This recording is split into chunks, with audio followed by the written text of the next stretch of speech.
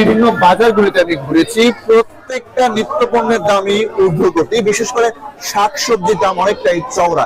এর পাশাপাশি যে চাউল কয়েকদিন আগেও 55 থেকে 60 টাকা বিক্রি হচ্ছে, সেই চাউল এখন 65 থেকে 70 টাকা পর্যন্ত। চাউলও কিন্তু কেজি প্রতি প্রায় 7 থেকে 5 টাকা পর্যন্ত বৃদ্ধি পেয়েছে। এর পাশাপাশি যেমন শাকসবজির বাজার রয়েছে, আমি দেখা যাচ্ছি যে প্রত্যেকটা শাকসবজির দামে বৃদ্ধি পেয়েছে। পেঁয়াজের দাম 140 টাকা, সিমের দাম 110 টাকা, পটল 80 টাকা থেকে 90 টাকা, ভেন্ডি 100 টাকা, ছড়ি 80 টাকা, মরিচ 150 টাকা, শসা 90 টাকা, টমেটো 150 থেকে 160 টাকা।